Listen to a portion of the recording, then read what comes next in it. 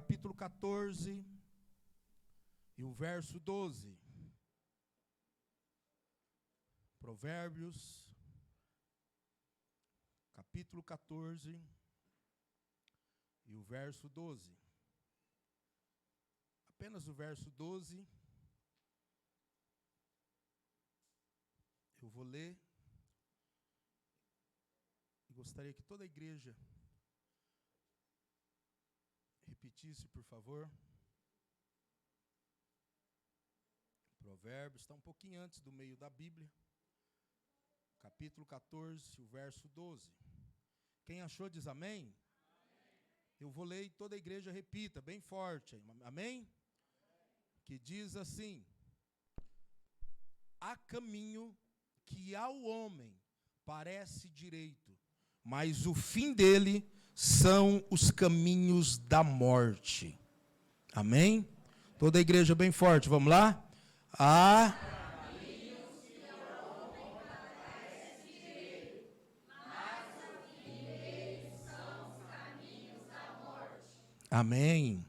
Glória a Deus. Pode se sentar glorificando ao Senhor.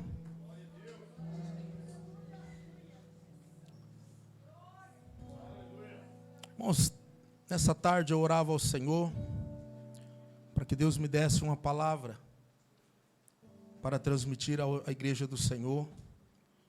E o Senhor me deu esta palavra com um tema que diz: uma escolha errada pode trazer consequências irreparáveis. Eu vou falar e quero que você repita. Uma escolha errada pode trazer consequências irreparáveis. Como diz esse versículo, tem caminhos que parece que é bom, que parece que é direito, que parece que é para vitória. Só que ele muitas das vezes vai nos levar à morte.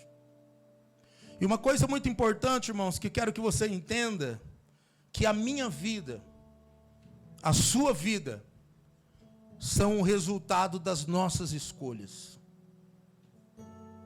Vou repetir, a minha vida, a sua vida, é o resultado das nossas escolhas. Nós sabemos que nós temos o livre-arbítrio para fazer escolha. Nós temos o livre-arbítrio para tomar decisões. Nós temos o livre-arbítrio de escolher o que vamos plantar. Todos os dias nós temos o livre-arbítrio de decidir qual é o nosso plantio. Só que uma coisa que precisamos entender, irmãos, que o plantio, ele é opcional. Eu decido o que eu quero plantar. O plantio é opcional, mas a colheita é obrigatória. Diga comigo, obrigatória. Você consegue entender isso, irmãos? E nós vamos ver no decorrer da palavra que as nossas escolhas, muitas das vezes ela pode ser erradas. Pela infinita misericórdia de Deus, tenho falado há alguns dias, quão grande é a graça de Deus sobre a nossa vida. Graça quer dizer favor imerecido, não merecemos. Não é, a graça de Deus não alcançamos por mérito, porque eu sou bonzinho, porque eu sou perfeito, não mereço, não merecemos, mas mesmo assim, a misericórdia dele nos alcança, não por mim, mas pelo que ele é, pela sua graça, pelo teu amor, por ele nunca desistir de nós, por ele estar sempre preocupado comigo e com você. E muitas das vezes em uma decisão errada, quando nos humilhamos, pedimos perdão, ele perdoa, amém? Mas e a consequência? Ela continua. O perdão, olha para o teu irmão e diga, o perdão você alcança, mas a consequência, você vai ter que arcar com ela. Então, irmãos, a nossa vida é resultado de escolhas. Eu acredito que todos nós aqui, quantas decisões erradas que nós já tomamos na vida? Sim ou não? Quantas escolhas erradas? Quantas oportunidades que nós tivemos de fazer certo? Quantas oportunidades que nós tivemos na vida, e talvez por falta de sabedoria, por falta de orientação, ou até mesmo por um impulso, tomamos a decisão errada. E que muitas delas nós estamos vivendo com a consequência até hoje. Amém? Quem está entendendo? Uma outra coisa importante que nós precisamos entender, que algumas escolhas erradas terão consequências terríveis na nossa vida. Então é preciso termos esse conhecimento. Como o tema que nós lemos, precisamos saber que o nosso futuro depende das nossas escolhas. Eu nunca me esqueço de uma missionária, eu ainda jovem, que foi esses dias para trás. Amém? Não faz nem 30 anos. Ela dizia: eu posso prever o futuro de vocês. Eu posso, e você também pode saber como vai ser o seu futuro. Você acha que tem jeito de nós prever o futuro ou não? Sim ou não? E eu vim aqui dizer para você que tem. Não, eu não tenho nenhuma bola de cristal. Deus também não me revelou ainda nadinha. Só que a Bíblia, ela é muito clara dizendo que eu vou colher o que eu estou plantando, amém? Então amanhã eu vou colher o que eu estou plantando hoje. Como que eu vou saber como será o meu amanhã? É só eu parar por um momento e olhar o que é que eu estou plantando hoje. É isso que eu vou colher amanhã, amém? É isso, irmãos. Quem aqui já plantou alguma coisa e colheu? Ergue a mão e dá um glória. Coisa boa é plantar e colher, né? Sim ou não? É bom demais colher aquilo que você planta. Eu tenho um pezinho de pimenta lá, que o meu espaço é pequenininho. Eu fiz uma colheita esses dias, que benção, hein? Tem uns pés de couve nos vasos lá. De repente eu olho para minha esposa e falo: amor, hoje faz um chá verde aí. E eu vou lá na minha colheita, e vou lá e tiro as couves. É maravilhoso colher o que plantamos. Só que tem como você colher tomate se você plantar alface? Não? Tem como você plantar abacaxi se você planta manga? Então tudo se resume que a minha e a sua colheita é baseada no que nós estamos plantando, amém? Amém? Ou alguém tem dúvida aí? Tem uns negócios, uns enxertos, uns trem lá, mas né? É um enxerto, não é um plantio. Então olha para o seu irmão mais uma vez, como profeta, e diga para ele: o que você está plantando? Não precisa responder não, mas só reflita. Pare por um momento e fala: peraí, o que eu estou plantando? Com as minhas atitudes, com aquilo que Deus tem me dado, o que eu tenho plantado? Mas vamos ver, irmãos, eu quero usar alguns exemplos de homens na Bíblia que tomaram decisões erradas e que tiveram consequências. O primeiro homem que eu quero falar é a respeito de Jonas. Jonas, irmãos, ele escolhe fugir. E a causa de uma grande tempestade foi por causa da decisão de Jonas de fugir. Todos nós conhecemos a história onde Deus diz: Jonas, vai à cidade de Nínive e prega a minha palavra, prega arrependimento, porque eu quero salvar aquele povo. Só que muitos talvez não entendem, Jonas é fujão. Só que Jonas, irmãos, ele tinha alguns motivos, não que justificasse. Fugir nunca é uma justificativa. Tomar decisão errada nunca é uma justificativa. Mediante alguns problemas que Nínive havia causado para os pais, familiares de Jonas, Quando Deus diz, olha, vai que eu quero salvar aquele povo, Jonas ainda tinha mágoa, ele tinha rancor. Ele queria que aquele povo que feriu o seu povo não fosse salvo, que ele fosse prejudicado. Deixa esse povo que se dane. Eu não vou pregar para eles, eu não quero que eles se salvem, eu quero que eles paguem pelos erros deles. E às vezes, não sei se tem alguém aqui que ainda tem mágoa, que tem rancor, que não esqueceu de uma dor que alguém te causou. Eu quero dizer hoje em nome de Jesus, o perdão é uma decisão. Eu decido perdoar. É fácil não, mas é uma decisão. Não, pastor, eu estou esperando sentir no coração. Não vai sentir nunca. Primeiro você decide perdoar e depois você pede, Deus, arranca essa dor, essa mágoa, esse trem ruim dentro de mim, porque eu tenho que ter paz quando eu olhar para o meu irmão.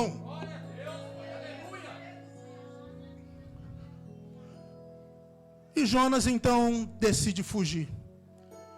Entra num barco escondido e desce escondido lá no porão. E de repente veio uma grande. Você está comigo aí? Uma grande? Você está comigo aí? Uma grande? Vamos acordar o que está dormindo aí do lado, amém? Mas a grande tempestade veio por causa do quê? Da escolha de Jonas fugir. Se ele não foge, tinha tempestade. Decisões erradas traz consequências. E agora, irmãos, uma tempestade enorme. O navio já estava quase para afundar. Os marinheiros, o povo que estava a bordo, lá em cima, porque Jonas estava onde? Lá no porão, escondido, não vendo nada. E o povo quase vindo a pique lá em cima. Os marinheiros desesperados, o povo desesperado, começaram a jogar as suas riquezas fora, para ver se o barco aliviava e eles não morressem. E de repente, eu vejo que Deus toca num dos capitães, e ele fala, peraí, já fizemos de tudo. E desce lá e fala, ô, nós estamos quase morrendo lá e você está aí tranquilo. E eles decidem lançar sorte, tem alguma coisa errada. Eles entenderam que tinha alguma coisa errada. Alguém que controlava o tempo, o vento, a água, estava sobre aquela tempestade. Vamos tirar a sorte aqui. A sorte caiu sobre, ou seja, o culpado é ele aí, ó. É ele aí que tomou uma decisão errada. E sabe, irmãos, o que é mais triste? Eu e você temos famílias, nós temos amigos, nós temos pessoas à nossa volta, e muitas decisões erradas, como Jonas tomou, coloca todo mundo em perigo, coloca os filhos às vezes, o esposo, a esposa, coloca em risco as pessoas que estão à nossa volta por uma decisão errada. Foi o que Jonas fez. Ele colocou em risco a vida de todos que estavam naquele navio, pela sua desobediência, decisão mal tomada. E quando cai a sorte sobre ele, ele já sabia, sim ou não? E ele disse, olha, para que vocês não pereçam, me lance no mar. Lançaram Jonas, e a tempestade fez o quê? Se acalmou, cessou. E Deus, como queria tratar com Jonas, manda uma baleia, engole ele. Quantos dias ele fica dentro de uma baleia? Imagina, irmãos, 3 dias dentro do estômago do peixe. Consequência dos erros. Um outro homem, irmãos, que faz escolha errada, é Sansão. Ele escolhe, irmãos, satisfazer os seus desejos desordenados, desejos desordenados da carne, e acabou sendo escravo e palhaço dos seus inimigos. Irmãos, Israel perecia, os inimigos dominavam, roubava suas colheitas, escravizava o povo de Deus. Aí vem Deus e fala, eu vou fazer justiça ao meu povo. Nasce Sansão, e Deus coloca ele como juiz para julgar e pelejar contra o seu povo, em favor do seu povo contra os seus inimigos. E Deus orienta os pais, olha, não vai passar navalha na cabeça dele, não vai beber bebida forte. Ele é um nazireu, um menino escolhido, um homem escolhido, que vai ser juiz do meu povo. A Bíblia fala, irmãos, que com uma queixada de um jumento, ele mata 1000 homens. Um homem extremamente forte, mudou o cativeiro do povo de Deus. Passou o tempo de humilhação, de sofrimento, de inimigos ganhar sobre eles. Só que passa o tempo, Sansão, ele foca nos seus desejos carnais, ao invés de temer a Deus, obedecer a Deus. Os inimigos usam uma prostituta chamada Dalila para descobrir o segredo de Sansão. E ele ainda brinca, não, minha força está nisso, naquilo. E foi até que entregou, a minha força está no meu cabelo. E agora então vem a consequência. Eles prendem, raspa a cabeça de Sansão. Acabou a força. E eles fazem de Sansão um palhaço, irmãos. Põe ele no meio de um grupo grande de pessoas, para poder ferir ele, espancar, machucar, arrancar os olhos de Sansão. E ele sofreu muito, pagou um preço muito alto devido à sua escolha. Um outro homem, irmãos, que toma uma decisão e paga com a sua própria vida, foi Judas. Judas decidiu, irmão, escolheu trair Jesus. Algumas pessoas dizem, não, pastor, Judas veio com o propósito de ser o traidor. Jamais, irmãos. O diabo só usa quem dá lugar. Entenda isso. O diabo só usa quem dá brecha. Nos últimos momentos ali, quando Jesus reúne na ceia ali, a última ceia, para orientar ali os apóstolos. Naquele momento, irmãos, Deus já havia revelado para Jesus quem seria o traidor. E ele ainda foi alertado naquela noite. E mesmo assim ele não vigiou, ele não fugiu do pecado, não fugiu da aparência do mal. Irmão, vigie, tenha cuidado, tome cautela. A palavra que Deus diz ao teu coração, seja através da palavra dele aberta, através de um profeta, ou até mesmo revelada ao seu coração. Dê crédito, vigie, fuja da aparência do mal. Não brinque com o pecado. Não brinque, irmãos, com o pecado. E ele deu o lugar. Traiu Jesus. E a consequência foi a sua própria vida, porque o remorso andou 3 anos e meio com Jesus. Sabe o que é andar, irmãos? 3 anos e meio. Não é igual eu e você aqui, que a gente encontra aqui no domingo, na quarta, num pequeno grupo, numa reunião, na construção, 2, 3, 4 vezes por semana, não. Era alguém que andava o dia todo com Jesus, dormia com Jesus, acordava com Jesus. E depois disso ter acontecido, o remorso foi tão grande, que ele decide tirar a sua própria vida. A consequência da escolha de vender Jesus, o suicídio. Remorso tão grande. Mas aí eu quero perguntar para você: você acha que se Judas, ao invés de remorso, também houvesse arrependimento, ele teria alcançado o perdão? Sim ou não? Sim ou não? Então nós vemos que ele escolheu vender Jesus e não conseguiu se arrepender. E a consequência foi o suicídio. Um outro personagem, o filho pródigo.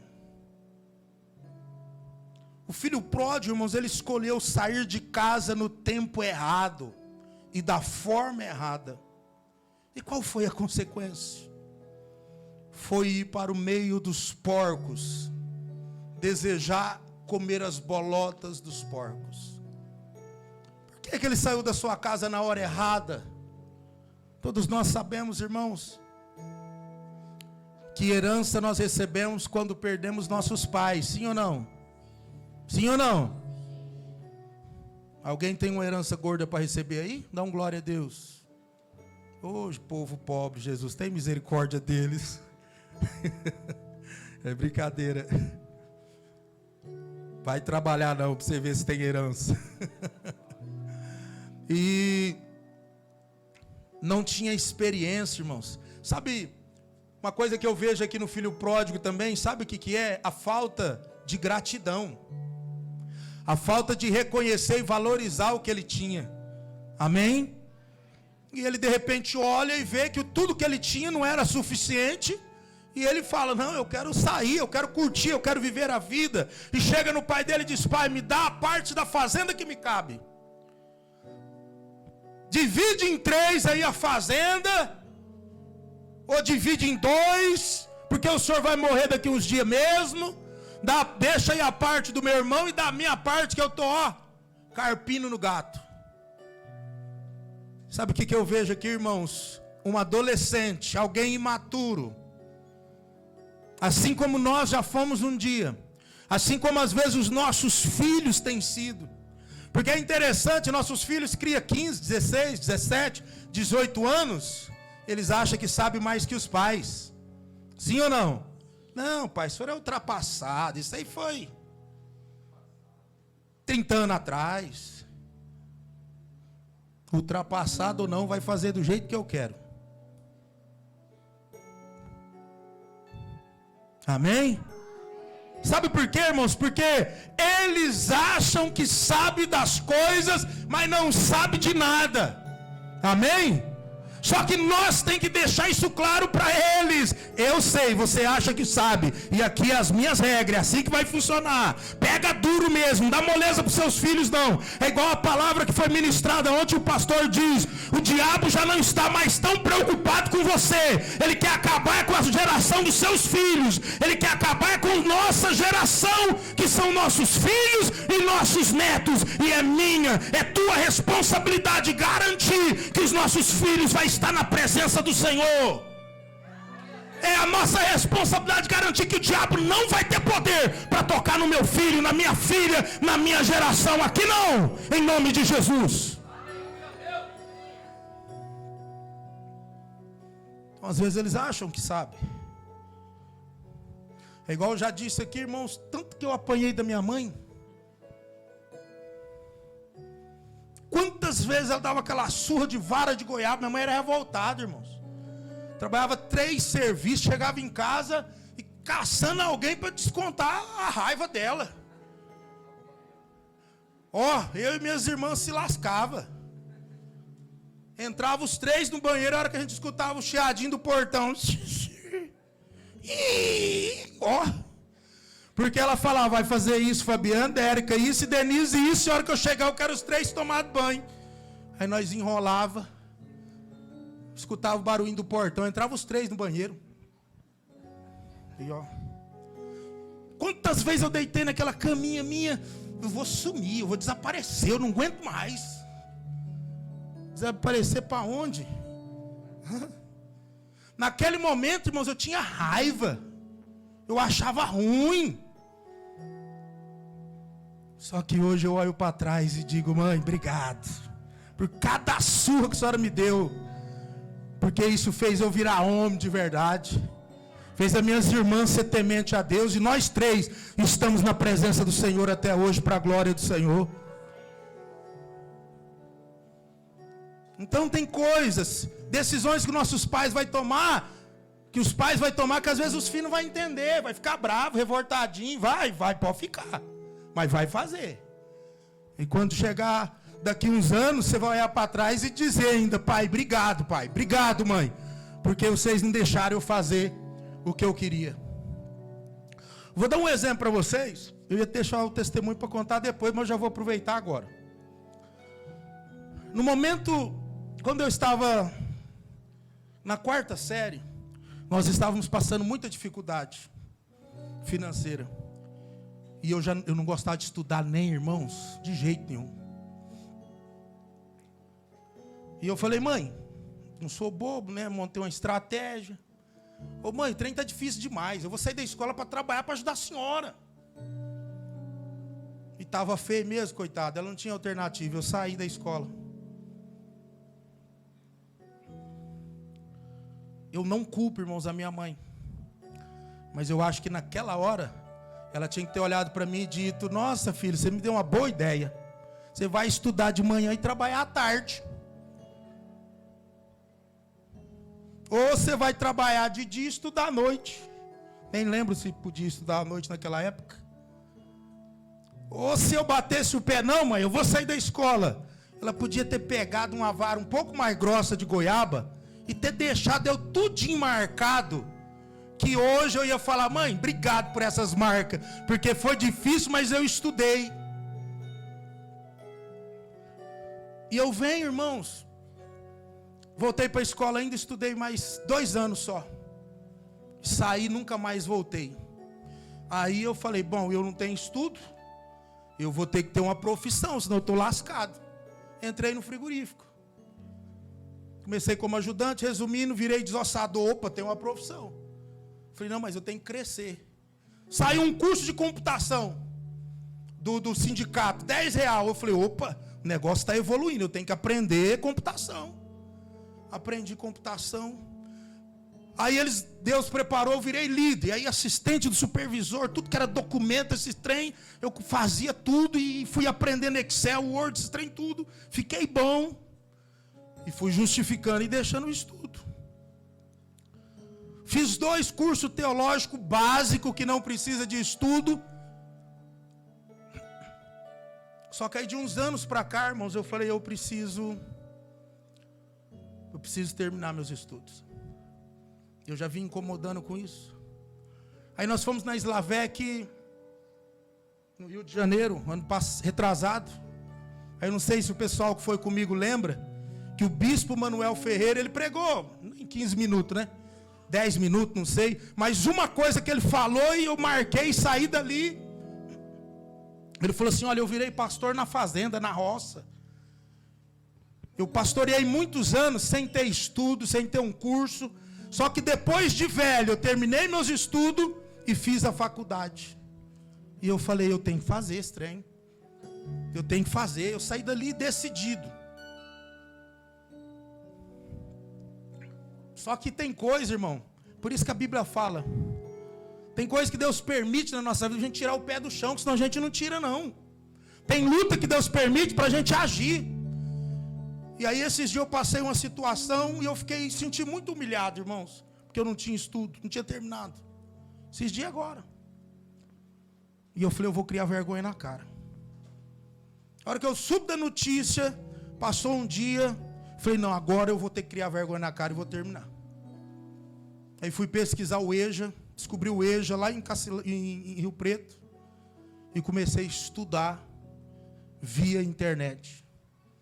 10 aulas lá, matemática, física. Física e qual que é aquela outra matéria? É do demônio isso aí, irmão. Misericórdia com isso aí, gente. Eles tinham que pôr lá finanças, outro trem. Para que eu quero saber de física?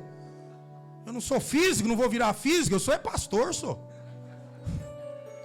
Para que eles inventaram aquilo? 10 matérias. Tinha umas delas que tinha 60 vídeos. Cada vídeo tinha uma prova. E eu falei, se lasca agora. Cadê os adolescentes que não gostam de estudar? Vai, seus bestas. Aproveita que lá é bom.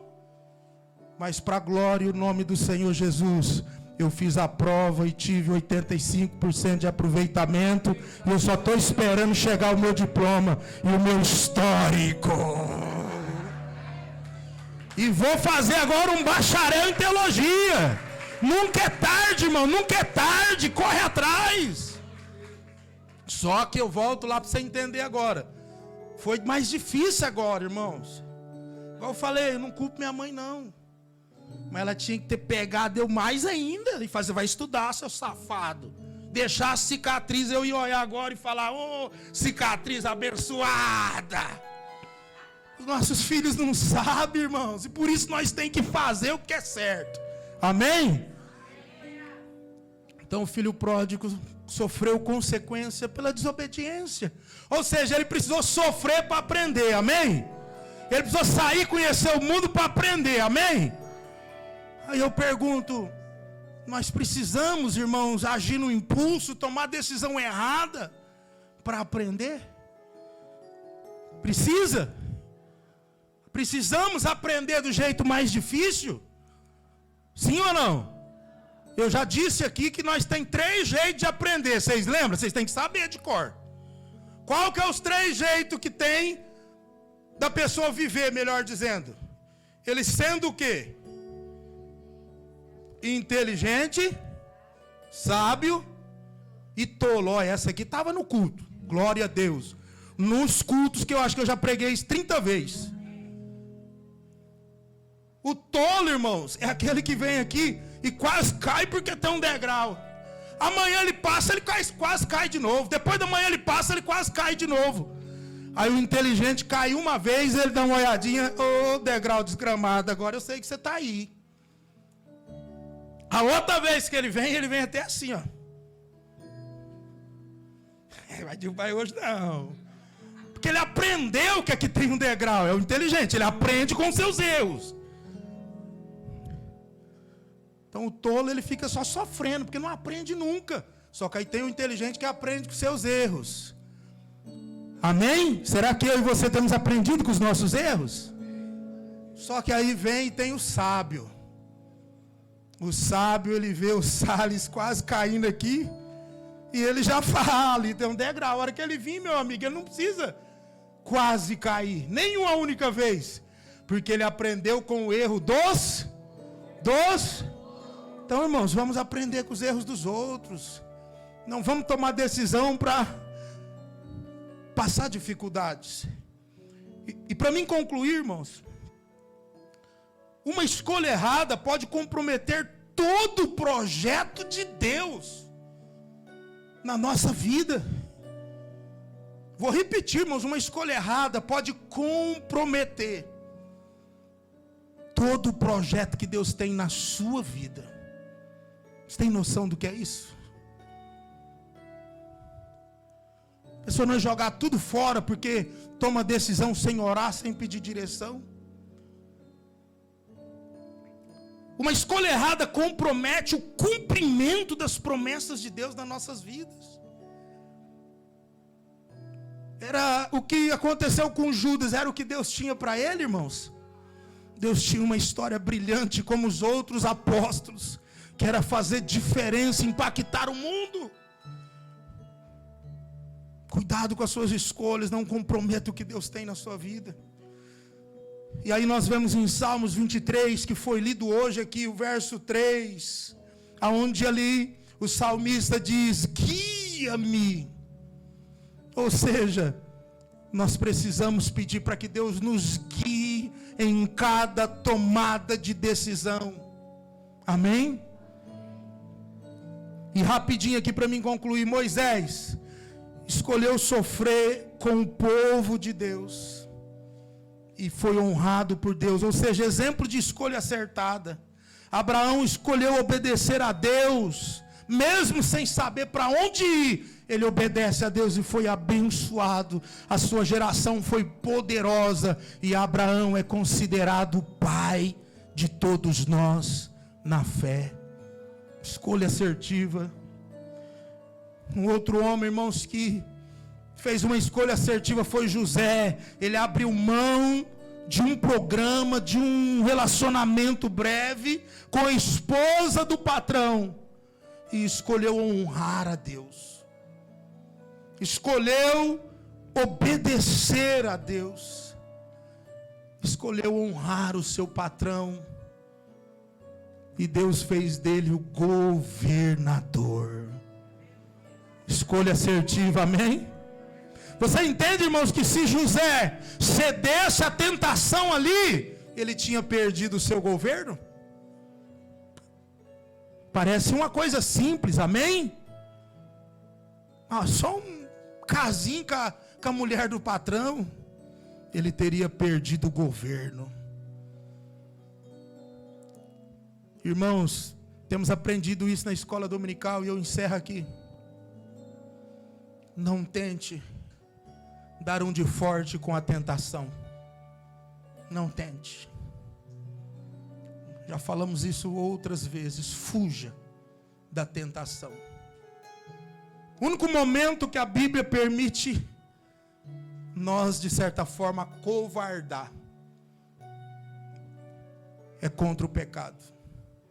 O diabo, nós temos que resistir. A Bíblia diz: resiste o diabo e ele fugirá de vós. O diabo, ele vem para cima de você e você vai para cima dele com oração, jejum, adoração ao Senhor, e ele não vai resistir. Sabe uma coisa, irmãos, que deixa o diabo mais desesperado? É quando ele se levanta contra a tua vida, contra a tua família. Ele vem com tudo para destruir, e você está louvando, adorando e exaltando Deus Todo-Poderoso.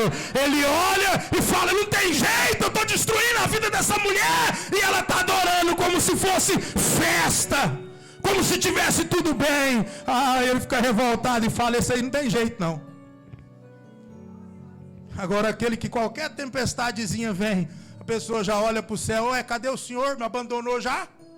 Esse aí, ele fala: esse aí tá facinho, porque murmura, porque reclama, nada tá bom. Depois do processo que eu passei, até brinquei com os irmãos hoje lá na construção.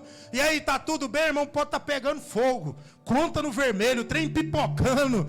E eu estou 100% para a glória do Senhor. Porque eu aprendi, irmãos, que saúde é o bem maior que nós temos. Não tem dinheiro que compra rim, não tem dinheiro que compra coração, não tem dinheiro que cura uma pessoa do câncer, não. Então, se você tem saúde, erga a tua mão para o céu e diga: obrigado, Senhor. Você é rico, você é mais que vencedor. Triste é quando a pessoa está lá hospitalizada, e às vezes a pessoa tem milhões e não pode trazer sua saúde de volta. E não espere passar o que eu passei para você pensar do jeito que eu estou pensando. Não espere passar pelo que eu passei para você valorizar a sua vida, porque o ser humano não sabe, só vai descobrir quando estiver na beira da morte, que a saúde, a vida dele é a coisa mais importante que ele tem, amém? As outras coisas correm atrás. Então, resista o diabo, que ele vai fugir de você. E uma coisa que o Espírito Santo me diz agora, irmãos: resista ele com oração, resista com jejum, resista com perseverança, porque o diabo, ele é terrível, irmãos. Olha a ousadia desse Satanás, ir lá tentar o Filho de Deus. Você consegue entender, irmãos? Que cabra ousado, que cabra safado, ir lá tentar o Filho de Deus. Aí eu pergunto para você: ele vai tentar eu e você? O Filho do Todo-Poderoso. Ele foi lá e fala: pera aí que eu vou. E ele não foi brincar não, irmãos. Ele foi com um plano e com uma estratégia. Bom, ele está com fome.